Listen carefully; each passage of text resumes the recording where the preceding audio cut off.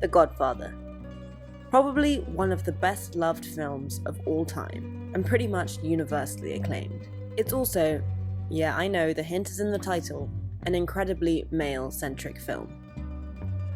This mob drama follows the lives and activities of the Italian-American crime family of Don Vito Corleone, played by Marlon Brando. And it is incredible how invested you become in these characters, and the sympathy that is evoked by the audience for these ultimately violent, brutal, and criminal men. The film opens with the wedding of Don Corleone's daughter Connie to Sonny, and straight off the bat we see the patriarchal society in play.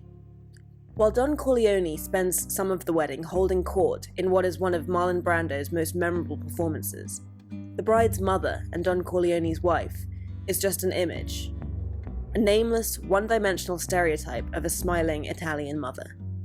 During the wedding, several people come to Vito's office to make requests, including Buonasera, an undertaker seeking revenge for a crime against his daughter.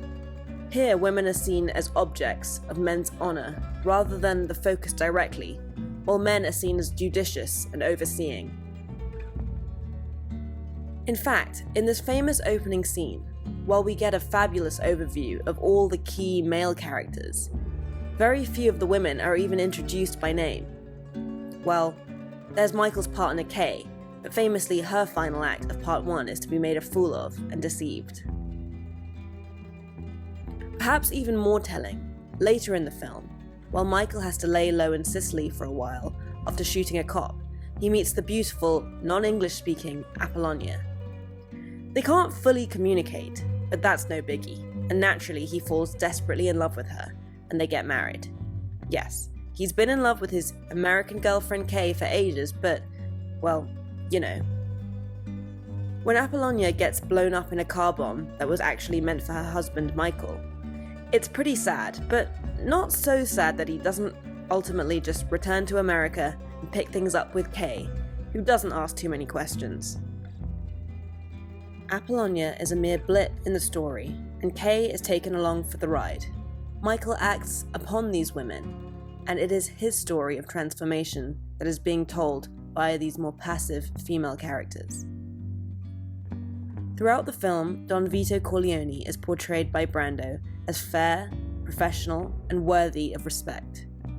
For instance, his moral stance against drugs imbues Corleone with a respectable dignity.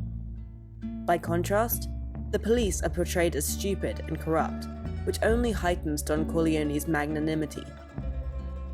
By the end, we see Don Corleone aging, and we start to grieve the final act of a great titan. In his final scene, he keels over while playing with a young boy. He is so sympathetic here, as the ultimate patriarch, that he is almost, dare I say, maternal as well. This is ultimately a brutal but heartfelt film about brotherhood.